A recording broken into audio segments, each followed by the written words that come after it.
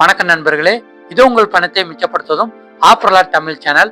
ஆசியாவிலே பெரிய மார்க்கெட்டான கோயம்பேடு காய்கறி பழங்கள் பூக்கள் மார்க்கெட்ல நீங்க பொருட்கள் வாங்க போறப்ப உங்களுடைய செலவுகளை குறைச்சி லாபத்தை அதிகரிக்கிறதுக்காக 10 சூப்பர் டிப்ஸுகளை பார்த்துடலாம். நிறைய பேர் கமெண்ட்ல இதை கேட்டிருந்தீங்க, உங்களுக்காக இது ஒரு வீடியோவா வெளியிடுறேன். முதல் டிப்ஸ் நீங்க காய்கறிகளை வியாபாரத்துக்கும் கடைக்கும் வாங்க போறீங்கன்னா அதிகாலை நேரத்துல மார்க்கெட்டுக்கு போறது தாங்க ரொம்பவுமே நல்லது. ஏன்னா நைட்டே லோடு வந்திருக்கிற லாரிகள் வேன்கள் எல்லாம் மார்க்கெட்டுக்கு வந்துடும். நைட்டு நேரத்துல ஏலம் விட ஆரம்பிச்சிருவாங்க. நீங்க காலையில 10 மணிக்கு மேல போனீங்கன்னா காய்கறிகள் எல்லாம் குறைஞ்சிரும், விலையும் ஏற ஆரம்பிச்சிருக்கும். நீங்க அதிகாலை நேரத்துல போனீங்கன்னா நிறைய வண்டிகள் இருக்கிறதுனால அதிகமான வண்டிகளை நீங்க விலை விசாரிச்சு விலை குறைவா எங்க கிடைக்குதோ அங்க நீங்க மொத்தமா வாங்கிக்கிற முடியும். மார்க்கெட்ல எப்பவுமே விலைக்குறைவா பொருட்கள் வாங்கணும்னா அதிகாலை நேரத்துல போறது ரொம்பவுமே நல்லதுங்க. ரெண்டாவது டிப்ஸ் நீங்க மொத்த விலை விற்கிற இடத்துக்கு போறது தாங்க ரொம்பவுமே நல்லது. நீங்க காய்கறிகளை வியாபாரத்துக்கும் கடைக்கும் வாங்குறீங்கன்னா மொத்தமா ஏலம் வர்ற இடத்துக்கு போங்க. வீட்டுக்கு வாங்குறீங்க அப்படின்னா நீங்க மொத்த விலை கடைகள்ல கூட வாங்கினா ரொம்பவுமே விலை குறைவா கிடைக்கும். ஏலம் வர்ற இடத்துல மூட்டையாகவும் பாக்ஸாகவும் தான் இருக்கும். ஒரு மூட்டையில 10 கிலோல இருந்து 40 கிலோ வரைக்கும் இருக்கும். ஒரு பாக்ஸ்லயும் 30 கிலோ வரைக்கும் இருக்கும். வியாபாரத்துக்குன்னா உங்ககிட்ட வண்டி வாகனம் இருந்தா உங்க இடத்துக்கு ஈஸியா கொண்டு போயிட முடியும். வீட்டுக்குன்னா 4-5 பேர் இந்த மொத்த விலை பகுதிக்கு போய் ஏலம் எடுத்துக்கிட்டீங்கன்னா ரொம்பவுமே விலைக்குறைவா பொருட்களை வாங்கிக்கிற முடியுங்க. அடுத்த டிப்ஸ் ஒரு கடையில மட்டும் வாங்காதீங்க. கோயம்பேடு காய்கறி பழங்கள் பூக்கள் மார்க்கெட்ல மொத்தம் 3100 கடைகள் இருக்குங்க. இந்த வாரம் நீங்க மொத்தமா காய்கறி வாங்க வர்றீங்க அப்படின்னா ஒரு பகுதிக்கு போங்க. அந்த பகுதியில விலை எவ்வளவு இருக்கு, எந்த கடையில விலை குறைவா சொல்றாங்கன்னு பாருங்க. அடுத்த வட்டம் வர்றப்ப வேற ஒரு ஏரியா பக்கம் போய் கடைகள்ல விசாரிச்சு பாருங்க. ஒரே கடைகள்ல வாங்காம நிறைய கடைகள்ல விலை எவ்வளவு இருக்குன்னு பார்த்து கம்பேர் பண்ணி எந்த கடை விலை குறைவா இருக்கோ அந்த கடைகளை வாங்குறதாங்க எப்பவுமே லாபமா இருக்கும். 3100 கடை இருக்கிற கோயம்பேடு மார்க்கெட்ல நீங்க வாரம் கூட ஒரு கடையில வாங்கி உங்களுடைய லாபத்தை அதிகரிச்சுக்கிற முடியும். அடுத்த டிப்ஸ் என்னன்னு வாங்க பார்த்தலாம். 4வது டிப்ஸ் சீசன்ல இருக்கிற பொருட்களை வாங்குறது தாங்க எப்பவுமே லாபம். ஏன் அப்படின்னா மற்ற பொருட்கள்லாம் கிலோ 100 ரூபாய் 150 ரூபான்னு இருக்கும். ஆனா சீசன்ல இருக்கிற பொருட்கள் கிலோ 30 ரூபா இல்ல அதிகபட்சம் 40 ரூபா தாங்க இருக்கும். அதுதான் உங்களுக்கு எப்பவுமே லாபத்தை கொடுக்கும். நீங்க மூட்டையா வாங்கினாலும் சரி அல்லது 1 கிலோ இல்ல 2 கிலோ வாங்கினாலும் சரி, சீசன்ல கிடைக்கிற பழங்கள் காய்கறிகள் பூக்களை அப்பப்போ நீங்க வாங்கி பயன்படுத்தினீங்கன்னா உங்களுடைய செலவுகளை கட்டாயமா பாதியா குறைச்சிக்கிற முடியும். சீசன் இல்லாத பொருட்களை வாங்கவே கூடாதுன்னு இல்லை, கொஞ்சம் குறைச்சி வாங்கிக்கோங்க.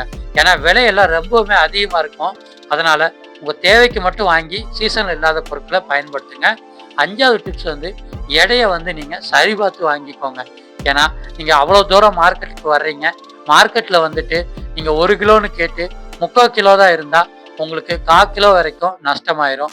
அதனால எந்த கடையில நீங்க பொருட்கள் வாங்கினாலும் விலையெல்லாம் கரெக்டா இருக்கா, அளவு கரெக்டா இருக்கா அப்படிங்கிறத சரியா செக் பண்ணி பார்த்து வாங்கிக்கோங்க. சரியான அளவுல பொருட்கள் வாங்கணும்னா நீங்க டிஜிட்டல் தராசு இருக்கிற கடைகள்ல வாங்கிட்டீங்கன்னா ரொம்பவுமே லாபம். இப்ப மேக்சிமம் எல்லா கடைகள்லுமே டிஜிட்டல் தராசு தான் யூஸ் பண்றாங்க. நீங்க எடை போடுறப்ப கரெக்டா இருக்கா, சரியான அளவுல தான் பொருட்கள் கொடுக்குறாங்களா அப்படிங்கிறத ஒரு தரம் கவனிச்சு பார்த்து வாங்கினீங்கன்னா உங்களுக்கு நல்ல பொருட்கள் கிடைக்கும். 6வது டிப்ஸ் நீங்க அதிக அளவு பொருட்கள் வாங்க போறீங்க அப்படின்னா கட்டாயமா பேரம் பேசலாம்.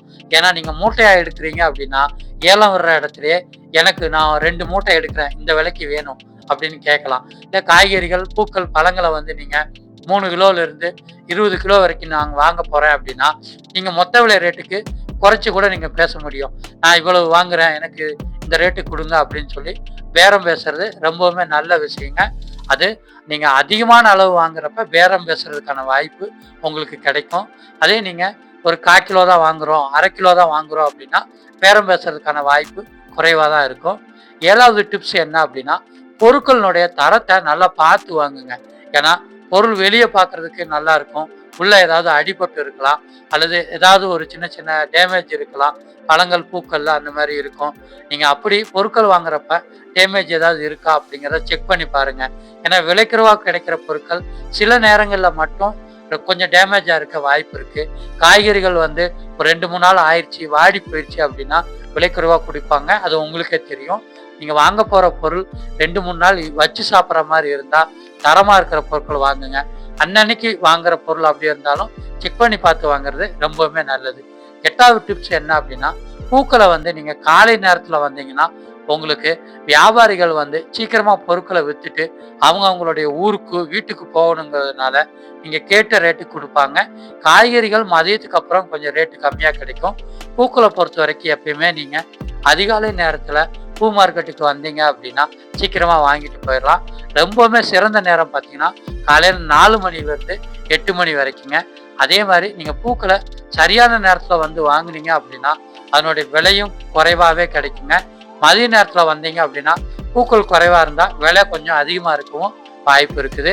9வது டிப்ஸ் என்ன அப்படின்னா, நீங்கள் சொந்தமாக பை மற்றும் வாகனத்தை தயாராக வச்சுக்கிட்டே மார்க்கெட்டுக்கு வாங்க. ஏன்னா மார்க்கெட்டில் வந்து ஒரு பொருள் வாங்குறது ஒரு 50 ரூபா இல்லை ஒரு 100 ரூபா மிச்சப்படுத்தணுங்கிறதுக்காகத்தான். அதை வந்து நீங்கள் ஒரு பை வாங்குற செலவாவோ அல்லது இங்கிருந்து உங்கள் வீட்டுக்கு ஆட்டோ பிடிச்சிட்டு போகிற செலவாவோ நீங்கள் செலவு பண்ணீங்கன்னா உங்களுக்கு லாபம் குறைவாக இருக்கிற மாதிரி இருக்கும்.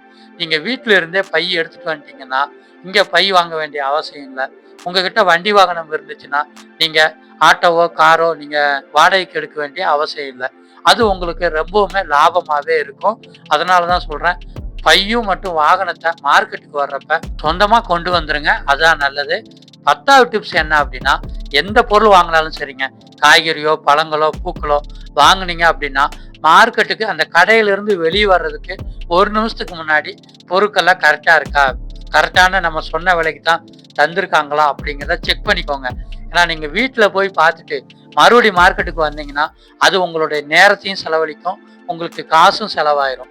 அதனால அந்த கடையை விட்டு வெளியே வர்றதுக்கு முன்னாடி சரியான அளவில் தான் சில்லறை கொடுத்துருக்காங்களா, நம்ம கொண்டு வந்த பொருளாக எதுவும் மறக்காமல் எடுத்துகிட்டு போயிருக்கோமா அப்படிங்கிறத செக் பண்ணி பார்த்துட்டிங்கன்னா உங்களுடைய அலைச்சலை நீங்கள் மிச்சப்படுத்த முடியும், காசையும் மிச்சப்படுத்திக்கிற முடியுங்க. இந்த 10 சூப்பர் டிப்ஸ் தாங்க கோயம்பேடு காய்கறி பழங்கள் பூக்கள் மார்க்கெட்டுக்கு வாங்க வர்றவங்களுக்கு நான் சொல்லணும்னு நினச்சிக்கிட்டு இருந்தேன். நிறைய பேர் கமெண்ட்ல கேட்டிருந்தீங்க, மார்க்கெட்டில் எப்படி வந்து பொருட்கள் வாங்கினா லாபம், எந்த நேரத்துக்கு வரணும் அப்படின்ட்டு. உங்களுக்காக தான் இது ஒரு வீடியோவை மேக் பண்ணியிருக்கேன். இந்த வீடியோ உங்களுக்கு பிடிச்சிருந்துச்சுன்னா வீடியோவை கோயம்பேடு மார்க்கெட்டுக்கு டெய்லியுமே வர்ற உங்களுடைய ஃப்ரெண்ட்ஸ் அண்ட் ஃபேமிலிக்கு ஷேர் பண்ணி விடுங்க. கோயம்பேடு மார்க்கெட்டு மட்டும் இல்லைங்க, தமிழ்நாட்டில் எந்த ஊரில் எந்த மார்க்கெட்டுக்கு போனாலும் இந்த 10 டிப்ஸுமே யூஸ் ஆகும். அதனால் கட்டாயமாக உங்களுடைய ஃப்ரெண்ட்ஸ் அண்ட் ஃபேமிலிக்கு இந்த வீடியோவை ஷேர் பண்ணி விட்டுட்டு உங்களால் முடிஞ்ச அந்த வீடியோவுக்கு ஒரு கமெண்ட் பண்ணிட்டு போங்க.